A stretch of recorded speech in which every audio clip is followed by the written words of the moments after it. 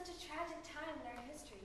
This particular poem is about the effects 9/11 had on a little girl, barely 7 years old.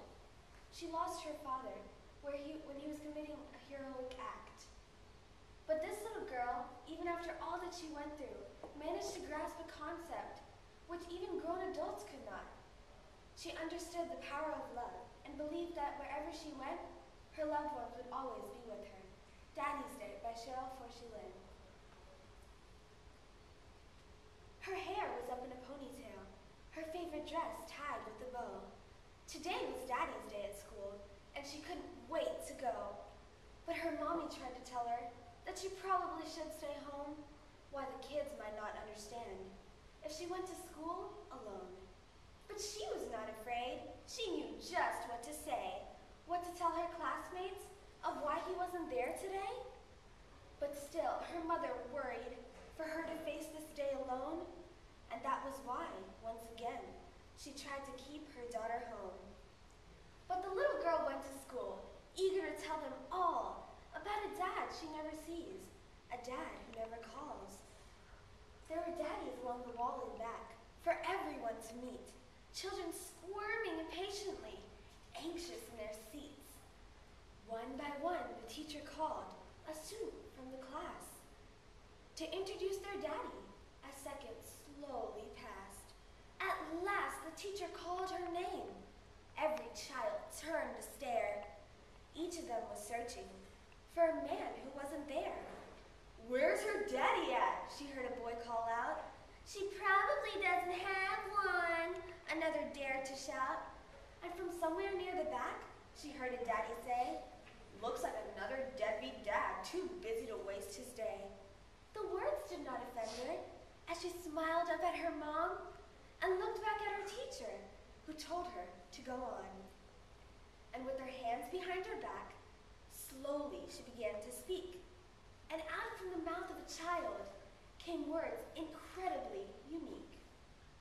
"My daddy couldn't be here because he lives so far away, but I know he wishes he could be since this is such a special day. And though you cannot meet him, I wanted you to know all about my daddy and how much he loves me so. He loves to tell me stories. He taught me to ride my bike. He surprised me with red roses and taught me to fly a kite. We used to share fudge sundaes and ice cream in a cone. And though you cannot see him, I'm not standing here alone, 'cause my daddy's always with me, even though we are apart. I know because he told me he'll forever be in my heart." With that, her little hand reached up and lay across her chest, feeling her own heartbeat beneath her favorite dress. And from somewhere in the crowd of dads, her mother stood in tears, proudly watching her daughter, who was wise beyond her years. For she stood up for the love of a man not in her life, doing what was best for her, doing what was right. And when she dropped her hand back down, staring straight into the crowd, she finished with a voice so soft, but its message clear and loud. "I love my daddy very much. He's my shining star. And if he could, he would be here, but heaven's just too far. But sometimes when I close my eyes, it's like he never went away." And then she closed her eyes and saw him there that day.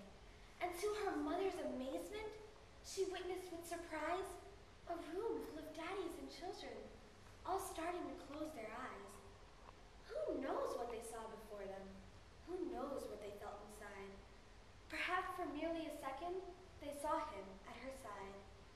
"I know you're with me, Daddy," to the silence she called out. And what happened next made believers of those once filled with doubt. Not one in that room could explain it, for each of their eyes had been closed.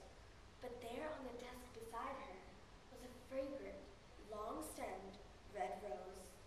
And a child was blessed, if only for a moment, by the love of her shining bright star, and given the gift of believing that heaven is never too far.